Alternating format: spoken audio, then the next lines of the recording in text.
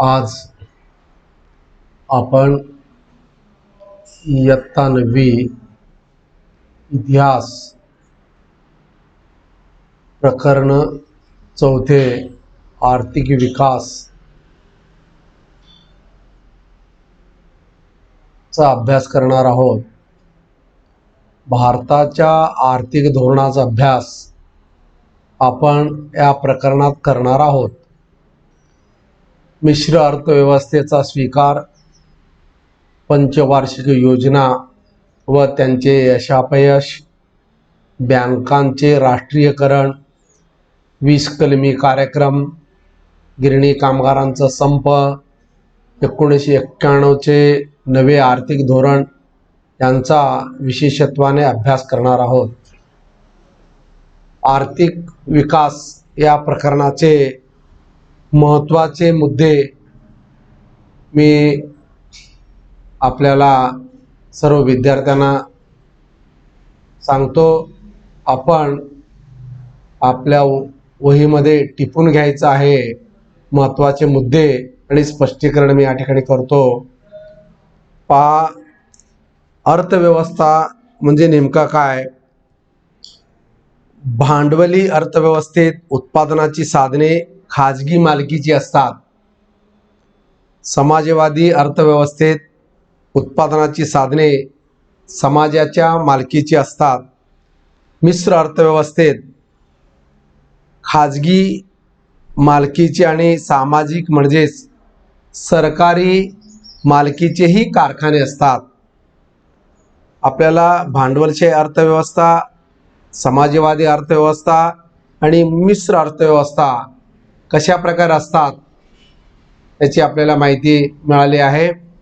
तर मिश्र अर्थव्यवस्था म्हणजे नेमकं काय आहे? पहा, स्वातंत्र्योत्तर काळात भारताने मिश्र अर्थव्यवस्थेचा स्वीकार केला।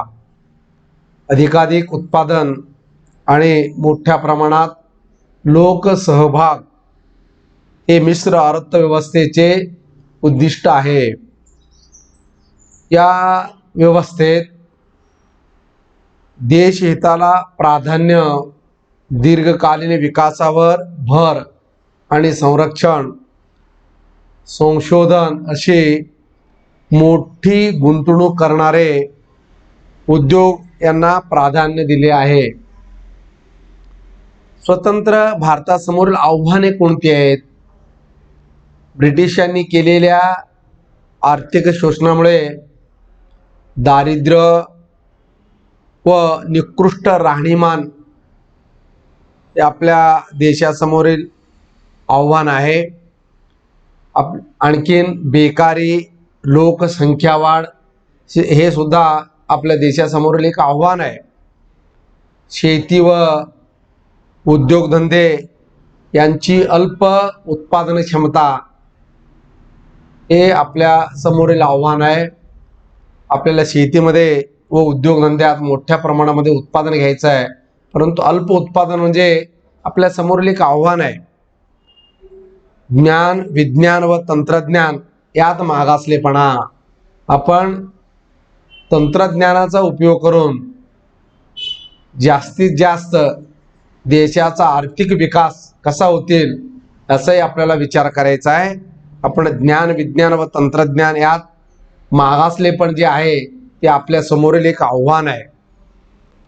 नियोजन मंडळाची स्थापना पहा, 1950 मध्ये भारत जेव्हा स्वातंत्र्य झाले 1947 मध्ये, त्यानंतर 1950 मध्ये भारत सरकारने नियोजन मंडळाची स्थापना केली। स्वातंत्र्य झाल्यानंतर 3 वर्षांनी पंडित नेहरू हे या नियोजन मंडळाचे अध्यक्ष म्हणून निवडले गेले। नियोजन मंडळाचे कृषी व ग्रामीण विकास, उद्योगीकरण, आर्थिक विकास, नियोजनाची आखणी व अंमलबजावणी इत्यादी बाबी लक्षात घेऊन पंचवार्षिक योजना तयार करण्यात आली। साधन सामुग्रीचे प्रमाणशीर वाटप व मनुष्यबळाचा योग्य वापर जनतेच्या गरजा भागवण्यासाठी झाला पाहिजे, हे नियोजनाचे मूलभूत तत्व आहे. पंचवार्षिक योजनांची उद्दिष्टे कोणती होती पहा. मूलभूत उद्योगधंद्यावर भर देऊन राष्ट्रीय उत्पन्नात वाढ करणे हे पहिले उद्दिष्ट आहे. पंचवार्षिक योजनाचे पहिले उद्दिष्ट आहे. दुसरे उद्दिष्ट असं होतं, शेती उत्पन्नात वाढ करून देशाला स्वावलंबी बनवणे, हे दुसरं उद्दिष्ट आहे. पंचवार्षिक योजनाचे हे दुसरे उद्दिष्ट आहे. पंचवार्षिक योजनाचे तिसरे उद्दिष्ट असं आहे, रोजगार निर्मिती करणे व मनुष्यबळाचा पुरेपूर उपयोग करून घेणे. चौथं उद्दिष्ट असं आहे, प्राप्ती व संपत्ती यामधील विषमता दूर करणे. पाचवं उद्दिष्ट आहे, वस्तूंच्या किमती स्थिर ठेवणे. सहावं उद्दिष्ट आहे, कुटुंब नियोजनाच्या मार्गाने वाढत्या लोकसंख्येला आळा घालणे. आणि सातवं उद्दिष्ट असं आहे, दारिद्र्य निवारण करून राहणीमानाचा दर्जा उंचावणे. आणि आठवं उद्दिष्ट आहे, सामाजिक सेवांचा विकास करणे. आणि नववं उद्दिष्ट असं होतं, आर्थिक क्षेत्र स्वावलंबी बनवणे. पहा, या ठिकाणी पंचवार्षिक योजना केव्हा सुरू झाली आणि त्यांची नेमके उद्दिष्टे कोणती होती, थोडक्यात आपण या ठिकाणी अभ्यास करूया. पंचवार्षिक योजना आणि त्यांची उद्दिष्टे. पहिली पंचवार्षिक योजना 1951 ते 1956 मुख्य उद्दिष्ट होते या पंचवार्षिक योजनेचे, नियोजनबद्ध आर्थिक विकास करणे. अन्य उद्दिष्टे अशी होती, शेती, जलसिंचन व पूर नियंत्रण करणे. दुसरं उद्दिष्ट होतं त्यामध्ये ऊर्जा साधने, मोठे उद्योग व खनिजे जास्तीत जास्त उत्पन्न व्हायला पाहिजे. वाहतूक व दळणवळण यामध्ये मोठ्या प्रमाणामध्ये प्रगती करायला पाहिजे. विकास, शिक्षण व आरोग्य यावर खर्च नियंत्रण ठेवणे, हे पहिल्या पंचवार्षिक योजनाची काही उद्दिष्टे आहेत. तर दुसरी पंचवार्षिक योजना, त्या योजनेचा कालावधी आहे 1956 ते 1961. मुख्य उद्दिष्ट असं होतं या योजनेचं, औद्योगिकरण व मूलभूत अवजड उद्योग निर्मिती करणे, हे मुख्य उद्दिष्ट होतं. तर अन्य उद्दिष्टे अशी होती दुसऱ्या पंचवार्षिक योजनेची, पोलाद कारखाने दुर्गापूर, भिलाई व राऊरकेला येथे कारखाने तयार करणे. रासायनिक खते शिंद्री, रेल्वे इंजिन चित्तरंजनमध्ये सुरू करणे. रेल्वे डब्यांचा कारखाना पेरंबूरमध्ये सुरू करणे.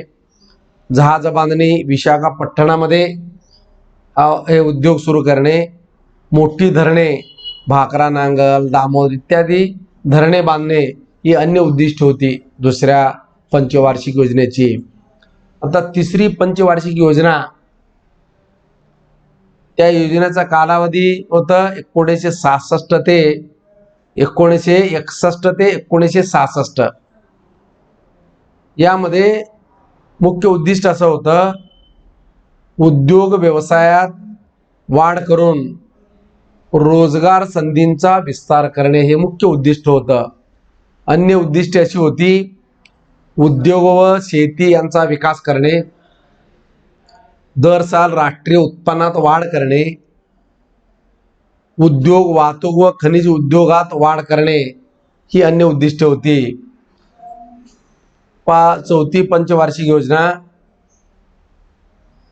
एक वार्षिक 3 योजना 1966 ते 1969.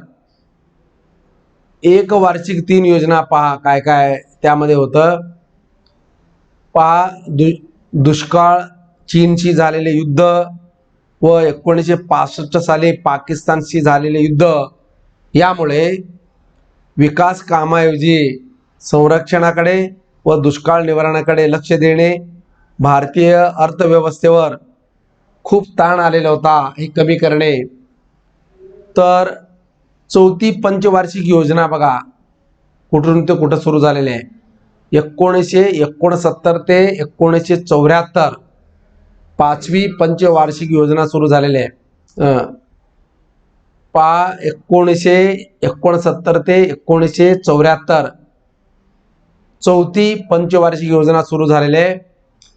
या योजनेचे मुख्य उद्दिष्ट होते मूलभूत उद्योगांचा विकास करणे, समाजवादाचा स्वीकार करणे। अन्य उद्दिष्ट होती चौथ्या पंचवार्षिक योजनेची आर्थिक विकासाचा वेग वाढवणे, देशाला स्वावलंबी बनवणे, 14 बँकांचे राष्ट्रीयकरण करणे इत्यादी।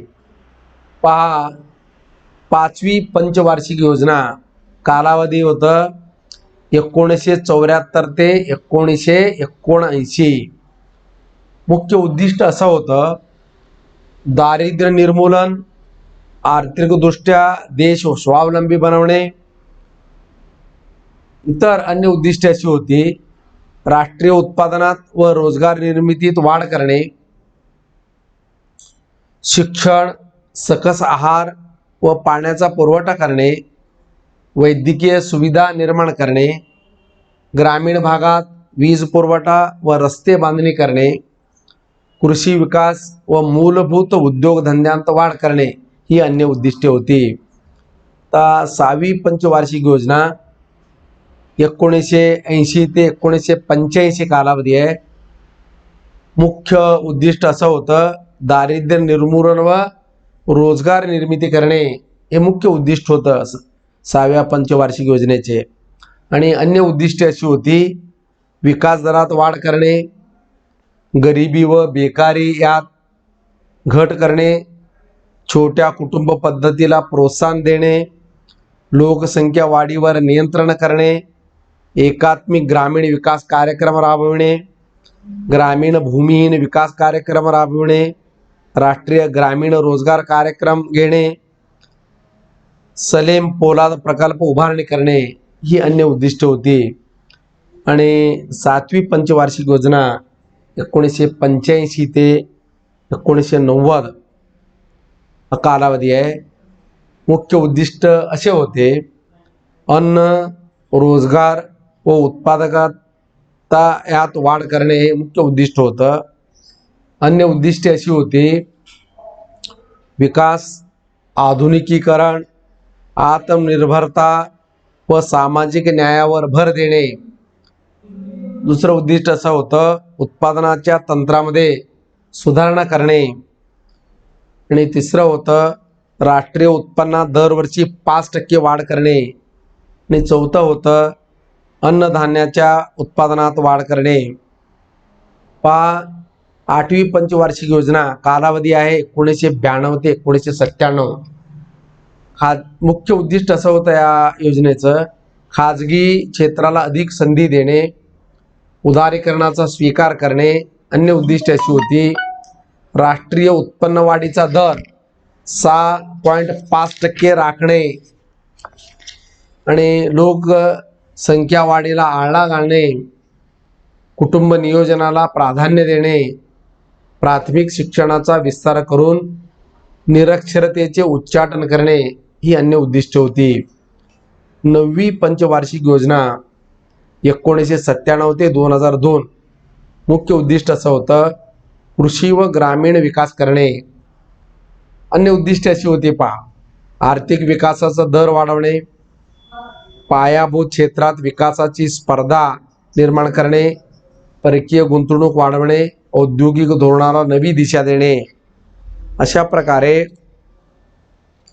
या ठिकाणी आपण 9 पंचवार्षिक योजनेचा अभ्यास केलेला आहे। आता बँकांचे राष्ट्रीयकरण कशा प्रकारे झालेले पहा। स्वातंत्र्योत्तर काळातील बँकिंग व्यवसाय खाजगी मक्तेदारीचा होता। खाजगी लोकांकडे मक्तेदारी होती। बँक उद्योग समूहांचे प्रतिनिधित्व करत असतात। बँकांचे संचालक मंडळ उद्योगांचा विकास व नफा वाढवत असतात। बँका लोकांच्या व देशाच्या विकासाला महत्त्व देत नसतात, 1955 साली इम्पेरियल बँकेचे राष्ट्रीयकरण करून तिचे नामांतर भारतीय स्टेट बँक असे करण्यात आले. प्रधानमंत्री इंदिरा गांधी यांनी 19 जुलै 1969 रोजी 14 बँकांचे राष्ट्रीयकरण केले. तर आता या ठिकाणी आपल्याला अनेक आर्थिक जे तज्ज्ञ होते, अर्थतज्ञांचा विचार या ठिकाणी दिलेले आहे. तर त्यामध्ये 20 कलमी कार्यक्रम म्हणजे नेमका काय पहा. 1 जुलै 1975 रोजी इंदिरा गांधींनी 20 कलमी कार्यक्रमाची घोषणा केली.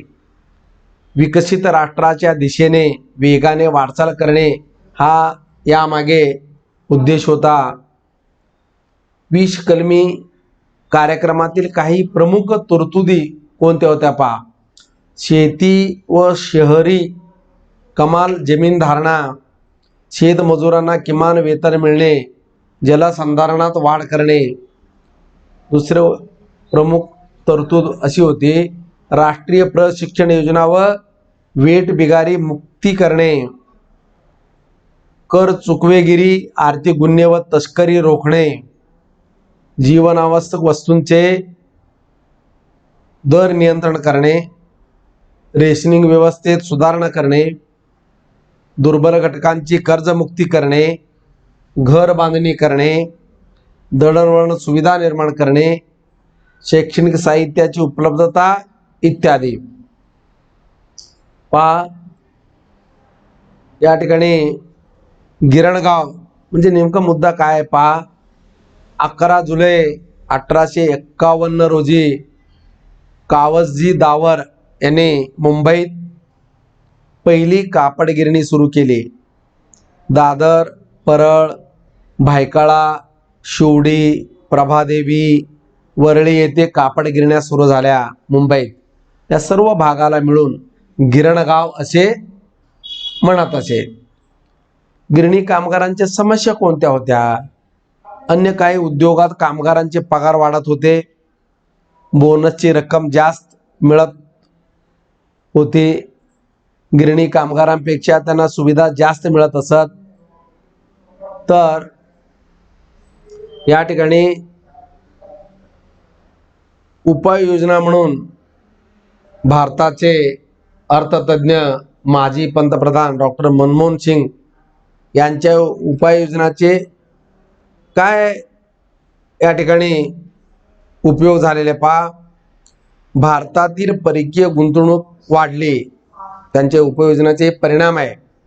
बँक ऑफ इंग्लंडमध्ये गहाण ठेवलेले सोने परत आणले. दूरसंचार क्षेत्र खुले केल्यामुळे मोबाईल फोन सेवा भारतभर सुरू झाले. भांडवलदारांचा व मध्यम वर्गाचा सरकारला पाठिंबा मिळाला.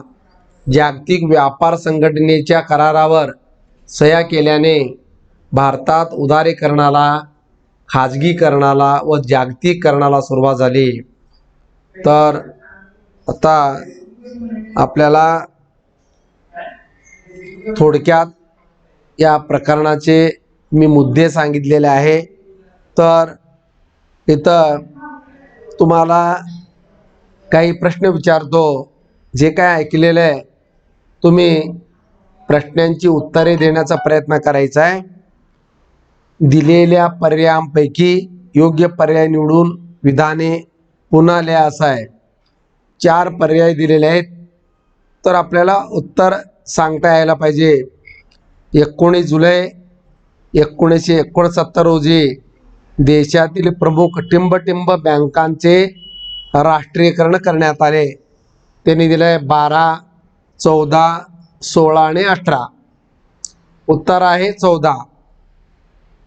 20 कलमी कार्यक्रमाची टिंब यांनी घोषणा केली.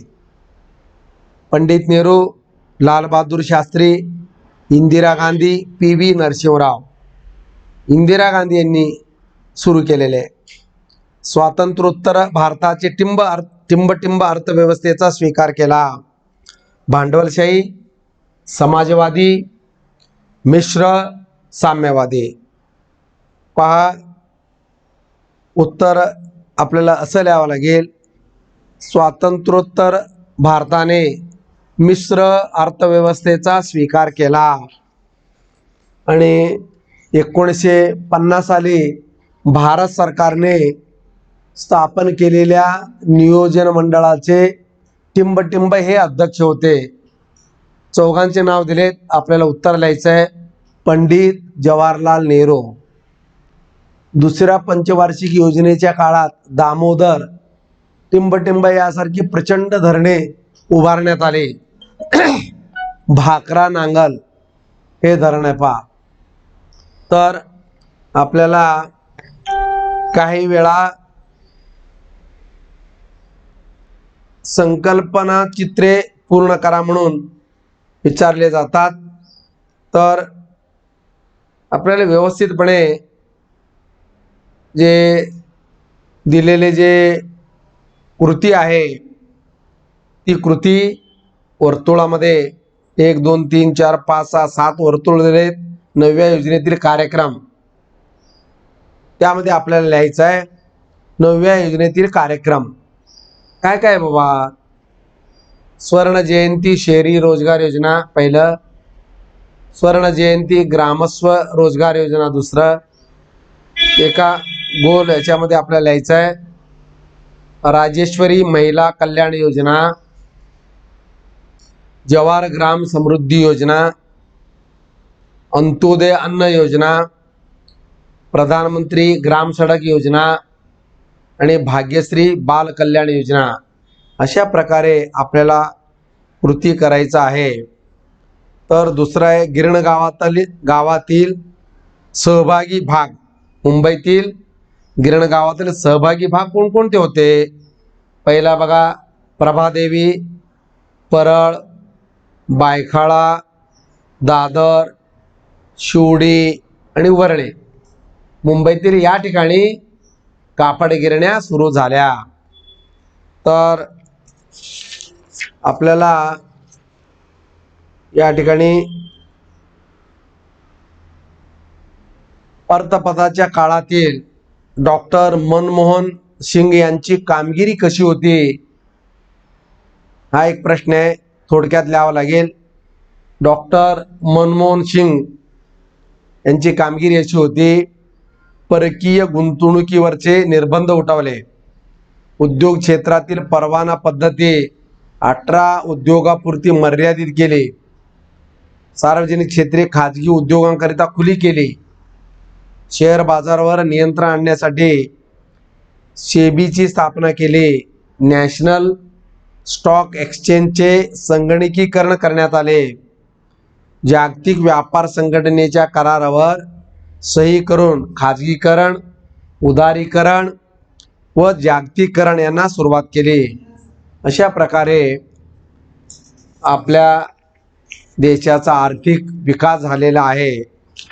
हे प्रकरण या ठिकाणी आपण थांबतो आणि आपण घरी व्यवस्थितपणे हे संपूर्ण प्रकरण आर्थिक विकास हे वाचायचं आहे. उरलेले जे काय स्वाध्याय आहे हे स्वाध्याय आपण सोडवायचं आहे आणि आपल्या विषय शिक्षकांना आपण दाखवायचं आहे. या ठिकाणी आपण थांबूया.